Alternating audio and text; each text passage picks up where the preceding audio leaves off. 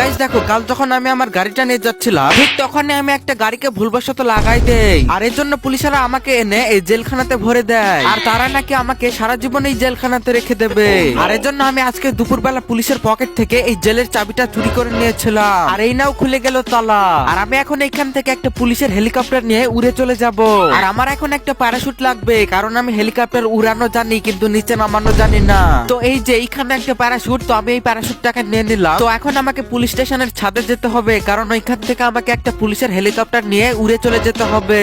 আর এই তো পুলিশ স্টেশনের ছাদে একটা হেলিকপ্টার, তো আমার কাছে তো একটা প্যারাশুট আছেই। তো আমি এই হেলিকপ্টার নিয়ে অনেক দূর উড়ে যাওয়ার পর এই হেলিকপ্টার থেকে লাফ দিয়ে দেবো। তো গাইস, আমি যতক্ষণ এই হেলিকপ্টার নিয়ে শহর থেকে পালাচ্ছি ততক্ষণে তোমরা প্লিজ এই ভিডিওটিতে একটি লাইক করে চ্যানেলটিকে প্লিজ একটি সাবস্ক্রাইব করে দাও গাইস প্লিজ। ফেসে গেল আমার চালে, কারণ তুই যেই প্যারাশুটটা নিয়ে যাচ্ছিস সেই প্যারাশুটটা তো খুলবেই না।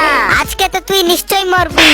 চলো, পুলিশ অফিসারের থেকে তো আমি বেঁচে গেলাম। আমি তো শহর থেকে অনেক দূরেই চলে আসলাম, কিন্তু এইটা কি, আমার হেলিকপ্টার তো আউট অফ কন্ট্রোল হয়ে গেছে। এইবার একটা হেলিকপ্টার থেকে লাফ মেরে দেই। তো চলো এখন তাড়াতাড়ি করে প্যারাশুটটা খুলে ফেলি।